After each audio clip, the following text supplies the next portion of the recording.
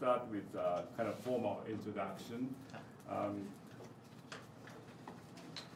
This is the faculty development meeting, but we have graduate students and undergraduate students who are interested in debate education.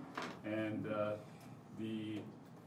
this whole American Teams tour is sponsored by Japan Debate Association and supported by the National Communication Association, which is probably the largest communication academic organization in the United States. And under that, there's a Committee on International Discussion Debate, which has been doing exchange debate among different countries. And then this Japan tour is supported by, financially supported by the GTEC for Students, which is an education organization, some of you know. And this exchange debate at Kyushu University is sponsored by the Faculty of Language and Cultures and the help with the Kyushu University ESS. After this meeting, the American students who are now working with the undergraduate student in the Global 30 class will debate in that class, in the undergraduate debating class. And then in the evening, the American team will debate against the Kyushu University ESS team. If you have time, I really encourage you to observe the student debate as well. But today we have Dr. Brian Lain from University of North Texas, and he will talk about the benefits of policy debate, particular type of debate we engage here. And probably he will start with the kind of background, his personal background.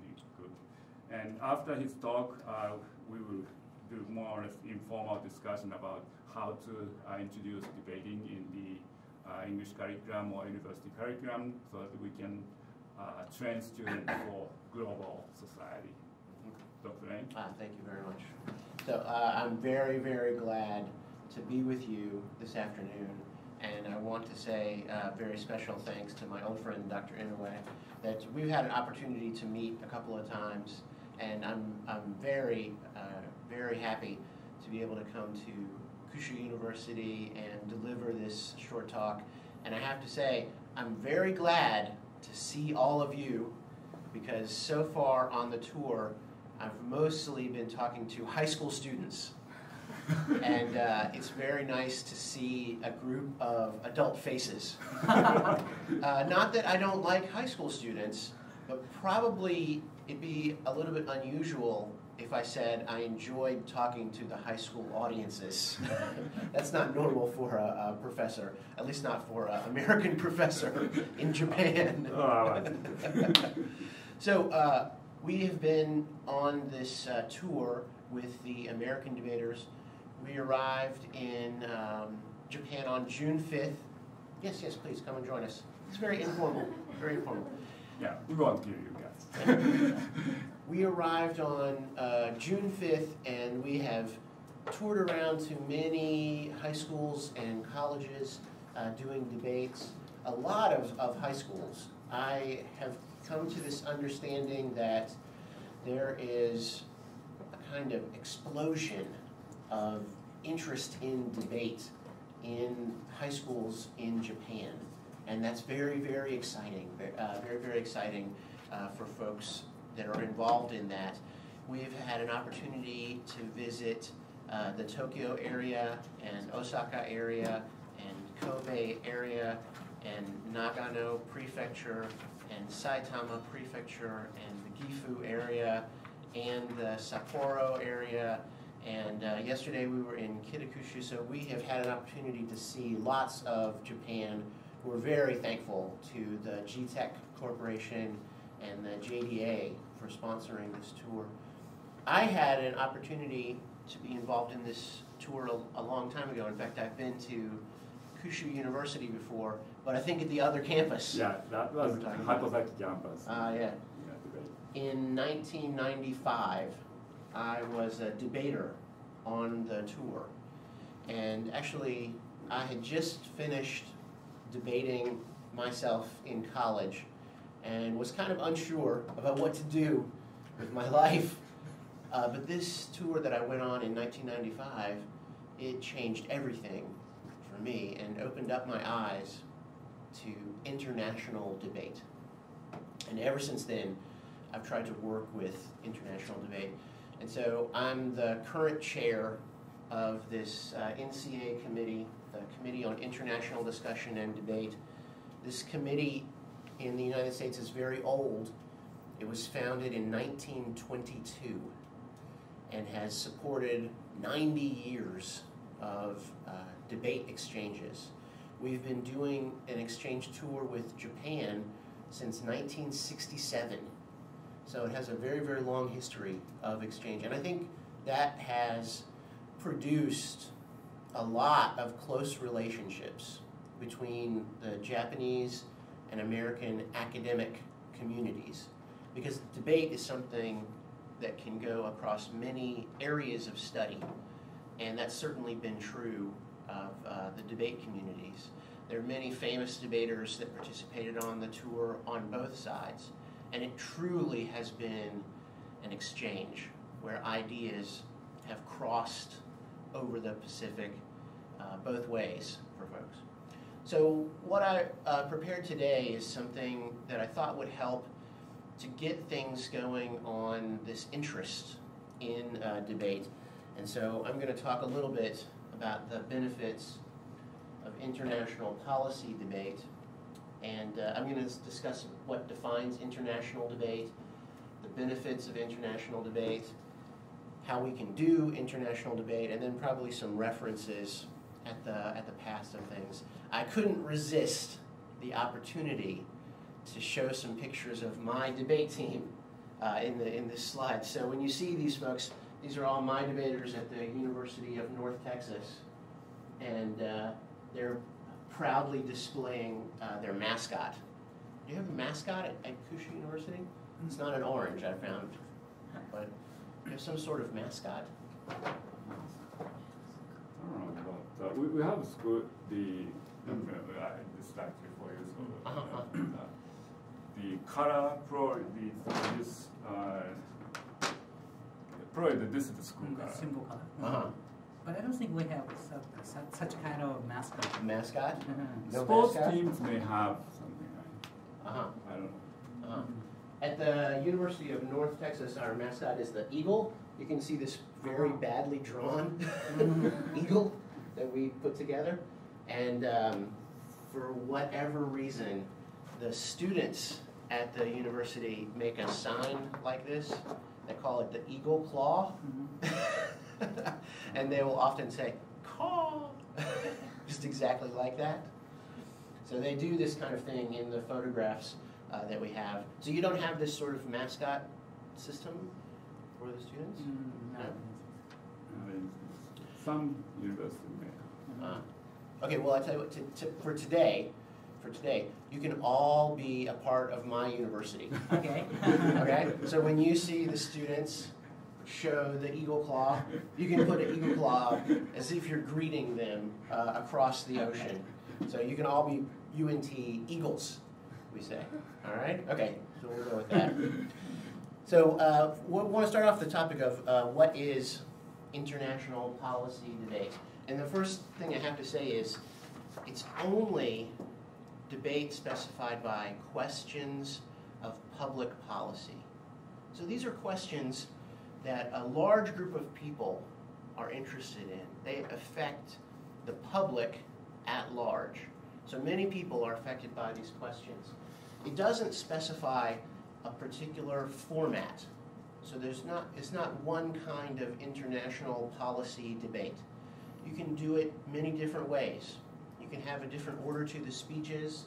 You can have different things. The only thing that's necessary is that there are two sides represented, an affirmative side and a negative side, or you can call it government and opposition. That's fine. As long as you have two distinct sides that are arguing over an issue, then you've got a debate. for them to have. Possible to have 3 sides. It might be possible to have 3 sides. Yeah, that's possible also. You got to have at least 2 sides. Let's say at least 2 sides for them to be there. It can include involving international debaters, like we're going to have tonight. We have the debaters. Yeah, that's the America. topic, the evening topic, the 6th period, should Japan raise the consumption tax against the ESS.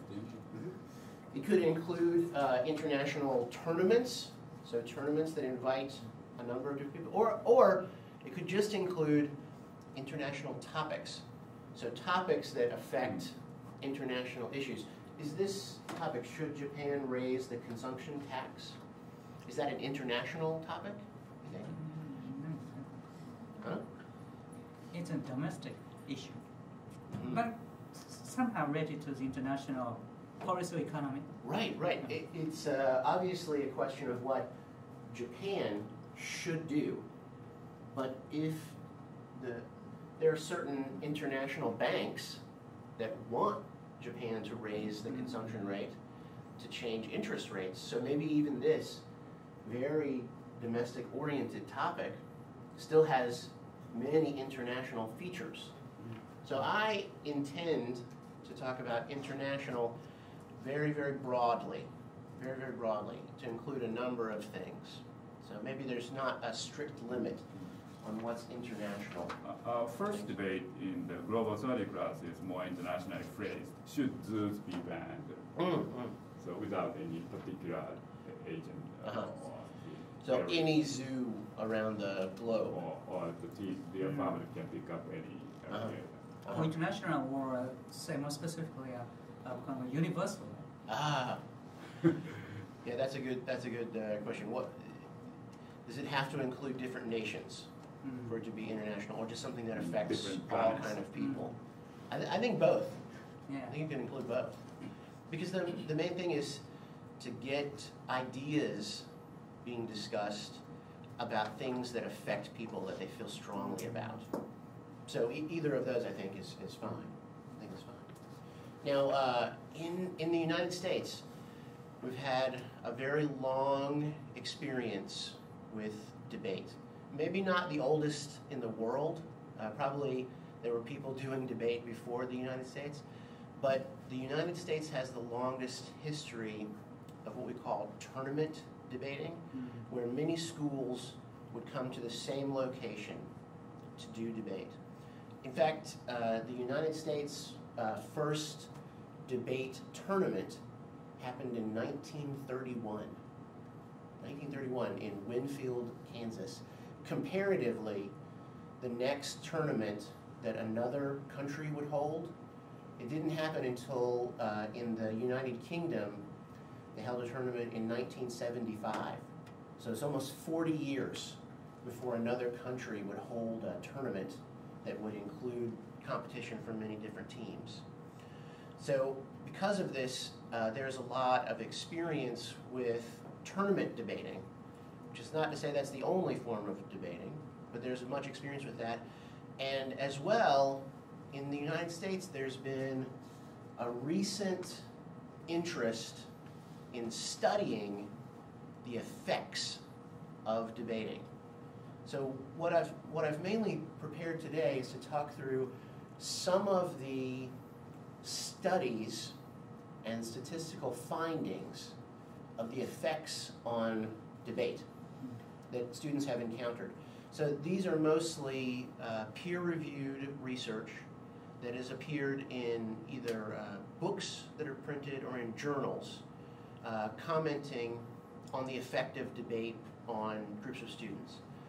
And a large part of this, I have to say, has been spurred on by the urban debate movement in the United States. In the United States, we have a problem with education. I don't think it's a secret. I think everybody knows there's a problem with education in the United States, and probably some other nations are experiencing it.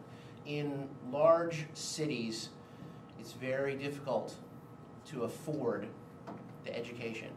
And so there is a movement in the United States to use debate as a method of improving the educational system in large urban areas.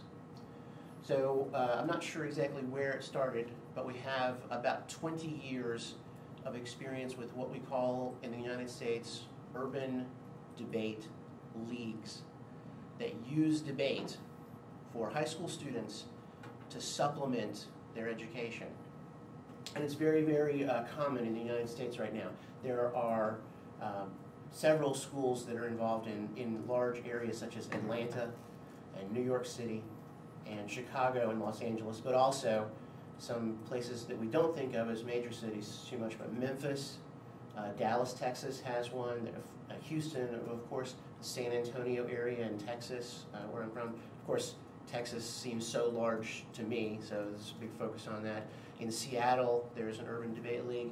They're spreading across the United States, and because of this, there are literally tens of thousands of high school students that have been learning debate within the last 15 years.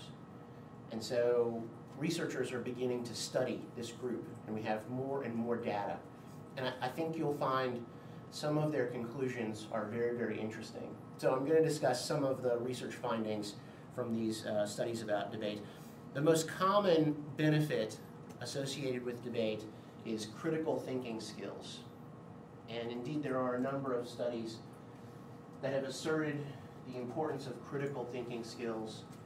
One of the more famous attributions of the importance of critical thinking happened in 1978 when Douglas Eminger and Wayne Brock-Reedy said that in a nuclear age, when a single bomb can wipe out a great city, critical thinking is not a luxury, but a necessity. And there are a number of different statistical examinations that try to measure critical thinking. When we talk about critical thinking, and here's an interesting story. I've tried to talk about this on the tour, and I can't find a way to translate it into Japanese. People have suggested 3 or 4 different terms. Critical thinking? Yeah, for critical thinking. Yeah, 3. Well, for one way, it's just transcribed in Japanese kana, critical thinking. Yes. And the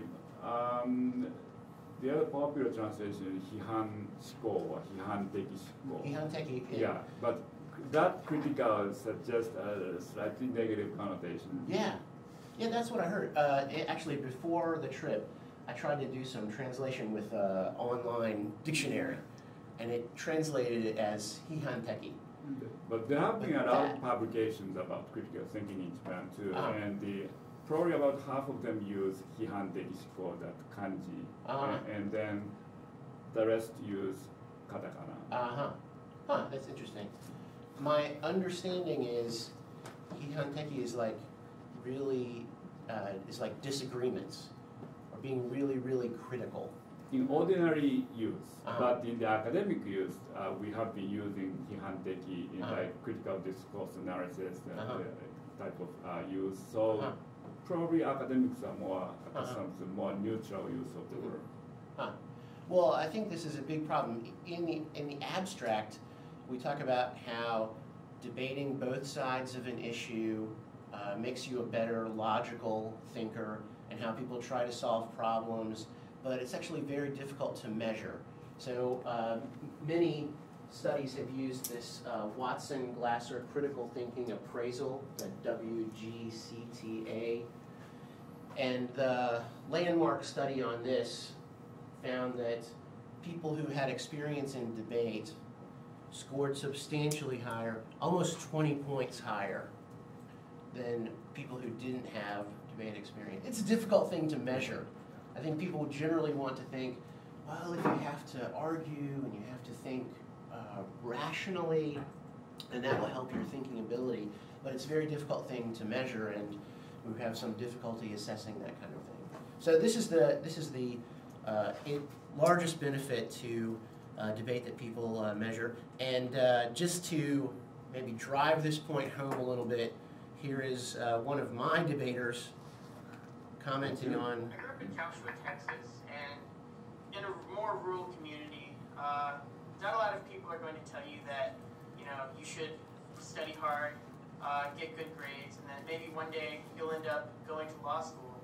But yeah, that's what I see in my future, and I think that a large part of that is debate and the UNT debate team. I think that because of debate, I've been able to learn how to communicate effectively with a wide array of people, both people that I agree with and don't agree with.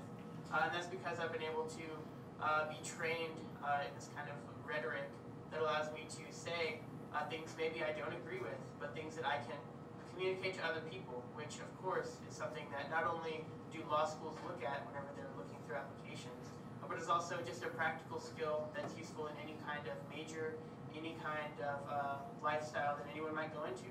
I'm personally a political science major, and I think that the reason why I've been able to improve my GPA is because of the mandatory study hours that we have on the debate team. And I have no doubt that if I was not on the debate team, my prospects of going to a better school after UNT would not be as good as they are now. This is sort of cheerleader for UNT debates. But he's commenting on something that is very common in the United States, that people see debate training as preparation for a legal career. And that's very common, the association with debate and law training. I think that's probably because of the history in the United States. And I don't know if it's true in other countries or not.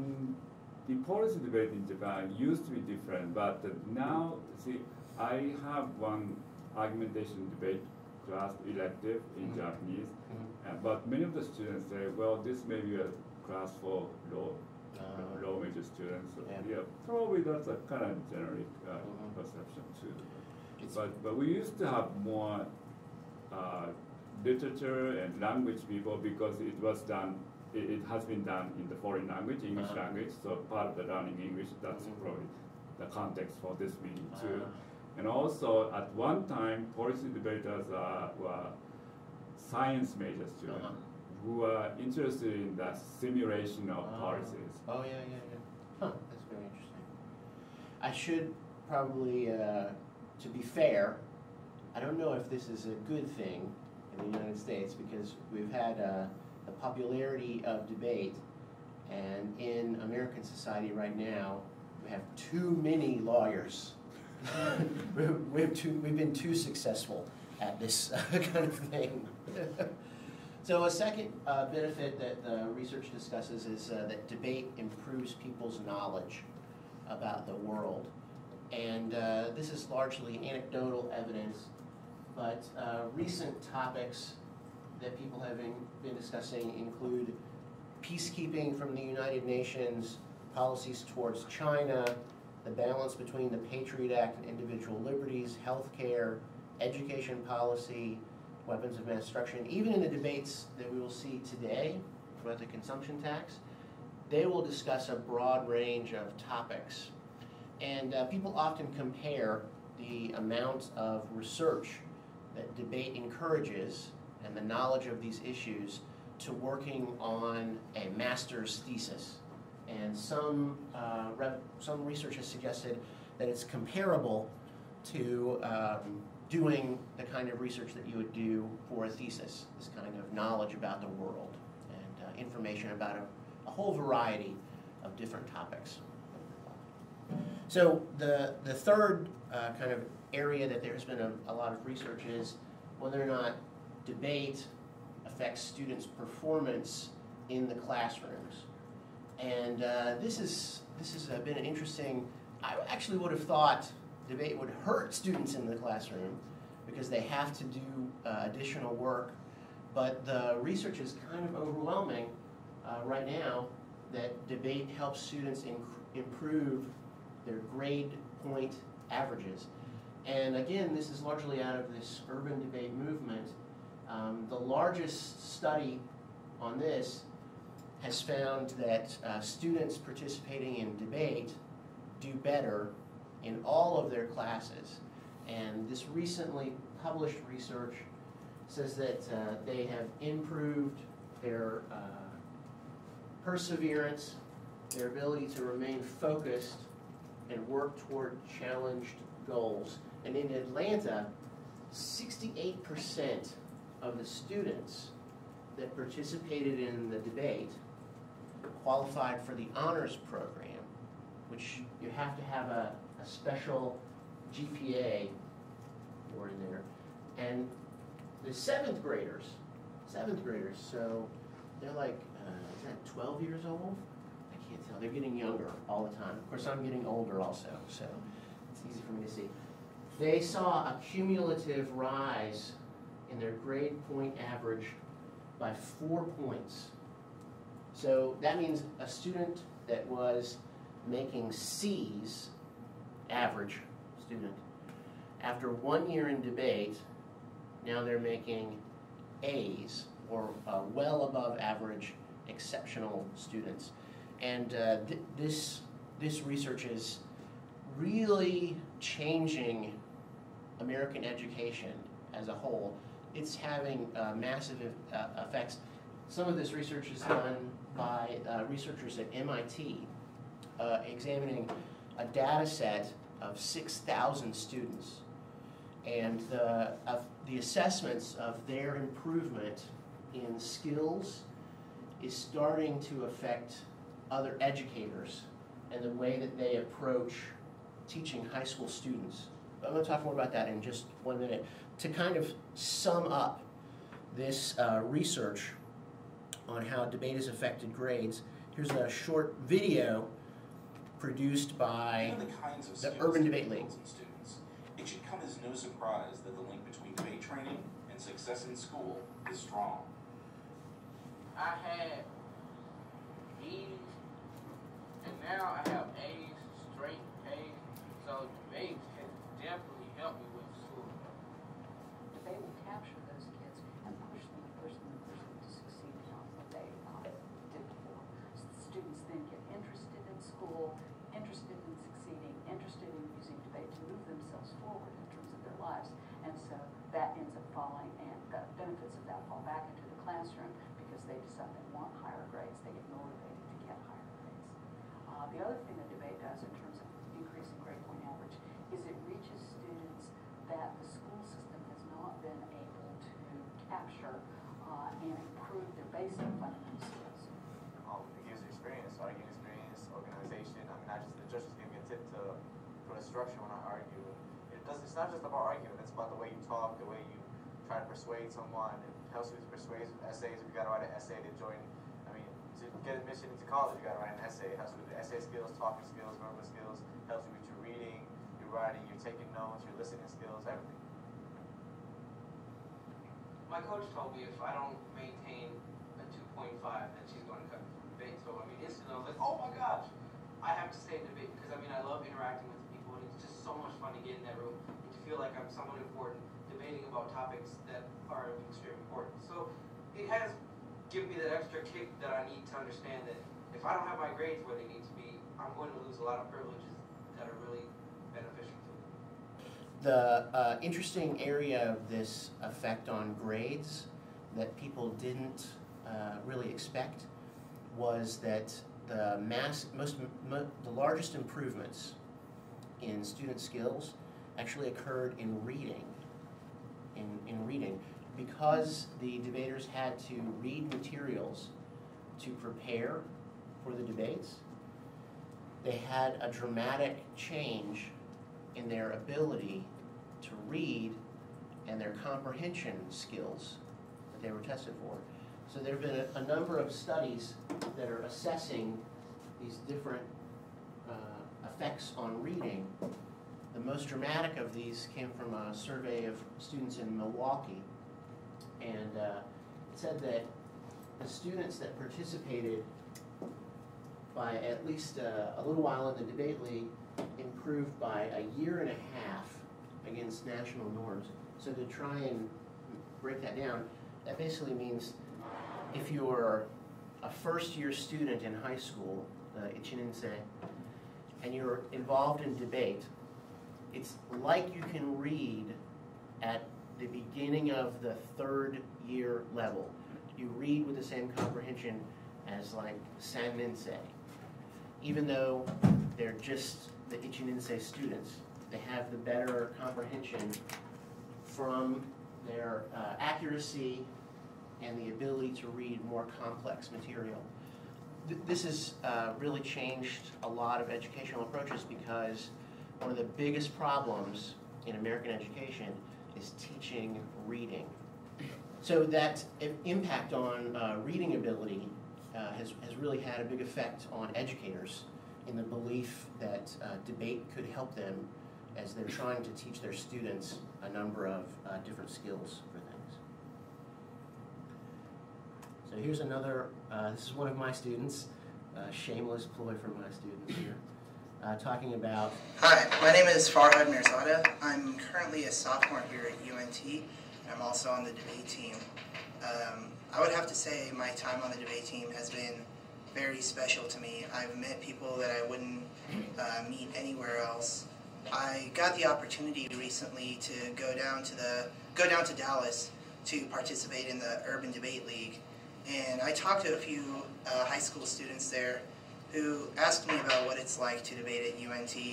These are students that were underprivileged. They talked to me about how they were worried that they wouldn't have the money to go to college, and I reassured them. I told them that not to worry, UNT Debate will provide for you, as it has provided for me and countless other people.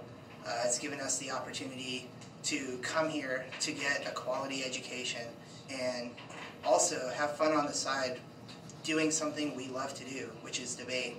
And I don't think that these people that I work with in the squad room every day, these high school students that want to go to college but can't afford it, would get these opportunities if it wasn't for UNT Debate. So, of course, the most cited benefit of debate is the oral communication skills. Because debate is an oral activity and a competitive oral activity, most people cite these benefits of oral communication and the ability to organize your thoughts, speak confidently, and analyze other people's presentations is often cited. In a recent study, debaters had better communication skills in the areas of analysis, delivery, and organization. And in Pillock's 1982 study, even people who didn't debate thought that debaters were more proficient at communication. So when they asked them, the people that you know that have been involved in debate, are they better? Even people who had no experience in debate thought debaters did a better job. This is probably a good test, because if you haven't been involved in it, they think the other people have been more successful in debate. Another area that's been under research and survey in the United States is student conduct. And for many, probably this is not a big issue in Japan, but I hear there's some issues with referrals and disciplinary problems. The recent studies in the United States suggest that because debate gives students an ability to use their voices to solve their problems, it creates a sort of verbal aggression that students can resort to rather than physical aggression. So they tend to talk out their problems rather than using physical violence. And in one study, debaters, after just 1 year, showed a 50% drop in referrals for disciplinary actions. So this was a very interesting case where they went to school, and instead of seeking out the best students for debaters, they actually recruited from the most problem students. So students that were referred for disciplinary action the most, and they said, we want you to join the debate team. They took all of these students that were involved in crime, and they were dropping out of school, and they got them involved in debate, and they found a massive change in affect their behavior from participating in debate. So that kind of research is, again, having a great effect on people, and it changes the way people think about in-school detention. Do you have such a thing in Japan? In-school detention? Probably not. But some Yeah. similar. Yeah.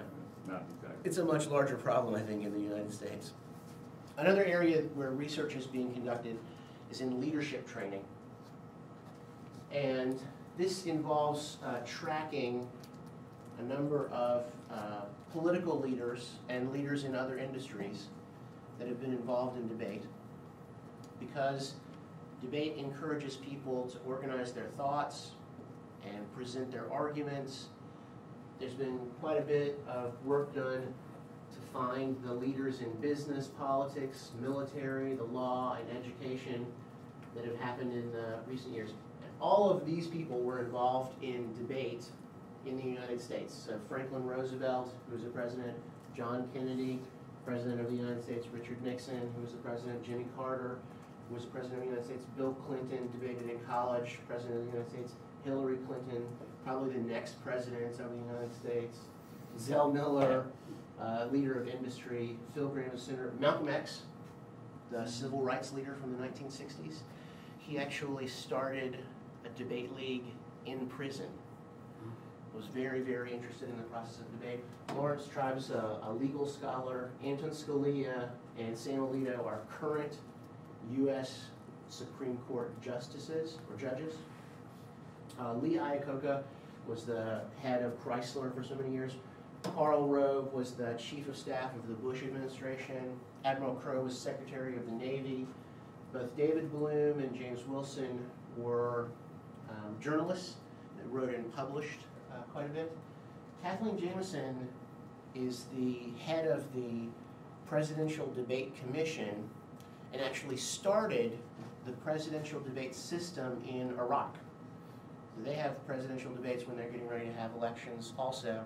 And Leslie Stahl, Barbara Jordan, important politicians, Erwin Chemerinsky, a legal author, and Ted Turner, who owns the television network, was involved in debate. So even though there were a variety of backgrounds, debate had some sort of impact on these people, and they succeeded because of their training in debate. Another area that they're sort of examining is the effect of student empowerment, the idea that students can make changes in their own area. Because debate requires them to see both sides of a controversy, they have to be flexible. That often promotes cultural understanding and tolerance. Debaters, research shows, are more inclined to be members of international organizations and to be in cross-cultural classes. So this examination of student empowerment is another area where we didn't really think of debate benefiting, but actually has a huge effect on folks. And here's just one more short video about the effect of student empowerment, again from students. Debate's definitely taken me from being a shy girl to someone who can express my thoughts and my opinions. Debate doesn't just help me in a round, but carries over into reality, into my real life. I can't really think of any area of my life that debate hasn't benefited me, you know. And I really just think that a lot of the long-term skills that you gain from debate are so important to, everything you do in life.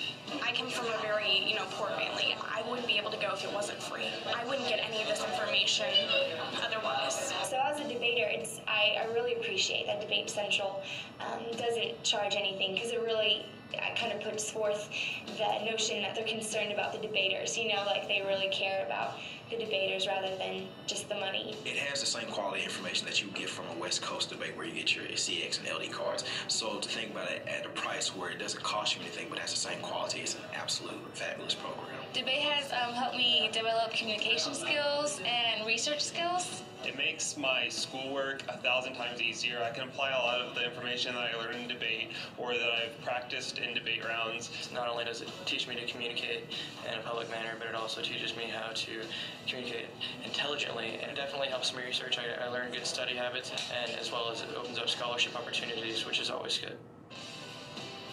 And this is actually from an electronic resource called Debate Central that provides free materials for students involved in debate in the United States. There are a number of these sources that are popping up now to try and encourage debate movement in the United States. And that's probably because one of the other benefits of debate is that it helps students who have similar interests find each other, and in that sense it sort of builds communities and probably even is a form of strengthening democracy. And I'll just say that Barack Obama has been a big supporter of debate in the United States. In fact, in every different executive agency, he's hired a former college debater. It's interesting. Actually, one of my former debaters is currently the Assistant Deputy to the Secretary of State for East Asian Affairs. He's doing research on Japan. He used to publish quite a bit in Japan under the name Narav Patel. He would publish articles for the administration. Barack Obama has even supported a number of public debates put on by colleges and universities to try and promote disagreement. He suggested this Smithsonian series. The Smithsonian is the National Museum in the United States, and these public debates encouraged universities to come together and put these sort of public debates on so they could have all of these meetings for things. Here's another sort of testimony to students finding each other. Debate's positive influence on school performance goes well beyond a student's grade point average. Debate's ability to get students engaged in learning helps to ensure that they will attend class in the first place. I think it gives kids who are bored in school an outlet. When you're challenged, kids who have the mental ability to do things do it better when they're challenged, and debate does that. It allows kids who are smart but aren't, either in the best situation financially, or aren't in the best situation in terms of their home, or aren't in the best situation in terms of extracurricular activities or having friends, to find an outlet to use that energy to stay motivated to improve their overall grades. We also found that debate improved students' attendance, regular attendance in school. And that happened, I believe, for a lot of different reasons. First off, some of the students simply attended school because they wanted to come to the after-school program, and they knew they couldn't unless they had been into the regular school year. It's really hard to keep me on one track, and I've been in debate for, 4 months? This is the longest commitment to a group I've ever made. And next year, I'm starting signing up. Once you're in a round and your partner is counting on you and the other team is getting all in your face, you discover what debate really is. And just trying it one time, you'll fall in love for sure because it'll change your life. It really will. The rounds are absolutely amazing, so exciting, and you almost reach like a high, and you're in that zone, and once you get there, you never want to leave. So I'll include one more sort of argument in favor of debate, and it's completely selfish. I'll say that debate does support cosmopolitanism because international debates cultivate awareness. And you know who this guy is? That's me. Debating in 1995 in Japan. At that time, we were debating a topic that Japan should adopt a system of jury trial, which you did. Japan did adopt that system. And now you're debating Japan should raise a consumption tax, and if the meeting that NODA had with the DPJ is any sign, you probably will do this also. So it's a very timely topic. It's probably going to happen. The involvement that I've had in debate has allowed me to bring other students to my campus and have my students interact with people around the world. And our university really supports that as a way of fostering globalization. So we've had debaters on our campus from Japan and from Britain and Ireland and Russia, and we're planning a tour with China on the committee and Lebanon, and we have a tour of Eastern European countries and the Balkans. So that kind of international focus, I think, also is a benefit of debate. Okay, well that's probably enough of the research and the statistics and all that sort of thing. How can we integrate international debates? It's actually a lot easier than you might think to put this into the classroom. And the internet opens up huge potentials for doing debates. This is the debate coach at St. John's College in New York that's doing a lecture to my students in Texas via Skype. It's completely free, just projected right over the internet. So that's one way, and we have had a number of debates over Skype. Timing can be a little tricky with international clock, but probably there's a way to find it. In the United States, we now have tournaments, debate competitions, that are being held on YouTube.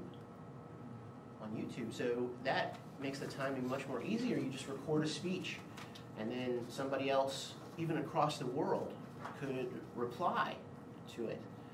The benefit of internet technology making the world smaller is really beneficial. You can also choose a number of topics that discuss international issues. Just having students talk about international issues, I think, is a benefit to their education process.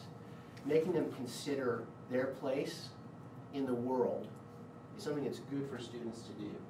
And of course, there are a number of international tournaments. Again, I'm not trying to say about a particular format. The format doesn't matter. You can do debate different ways. You can do academic style or parliamentary style. That doesn't matter. We just want to support the idea of debate. So there are lots of different potentials and different ways of having it. To close today, and as a way to maybe kick off into our discussion, I want to talk about something that's going on in the city of Boston, in Boston, Massachusetts. Boston, Massachusetts has reformed their entire educational system around debate, and they are supporting what they call evidence-based argument. It was previously known under the title Debate Across the Curriculum, but right now, Debate Across the Curriculum has tried to integrate the use of debate into every classroom. And actually, I just got an email on the way here from Kitakushi that the National Public Radio in the United States is going to cover the Boston Public School story. But basically, the mayor of Boston is a huge fan of debate, and he has told every high school teacher, not just language teachers, not just English teachers, but every high school teacher, the science teachers, chemistry teachers, mathematics teachers, he's told all of them, you're going to use debate in your classroom. And so they're going to reform every class in Boston to use structured debate and argumentation. And they're holding a seminar for teachers this summer. They're arguing they're going to transform school culture through debate. This is a really interesting initiative, and the interesting part is how they're going to use arguments in all different formats. So here's a science teacher saying, the use of debate in my science classroom has increased the motivation and engagement of my most apathetic students. They love the competitive nature of debate and eagerly delve into texts they otherwise typically avoid. And of course, here's a statement by the English teacher and the history teacher and the math teacher. The math teacher, really? Math teacher says, debate has inspired students to think more critically about math's application and about the content itself. It is amazing to see a student who normally hangs in the back of the classroom light up while explaining an argument or cross-examining another student. So in Boston, they're going to use debate in every high school class, in every school, in the entire city. They are betting on the fact that debate as a tool will save their students from this. And they had a conference in March that had almost 2,000 teachers learning debate, how they can use it in their particular classroom. So that's, I think, a jumping off point for us to discuss how we can use debate maybe in places that we didn't expect it could actually benefit us. So if they're doing this in Boston, the question is, what's next? What's the next thing that we can do with this kind of application? So with that, I'll open up to questions that you have, or let's shift into sort of discussion.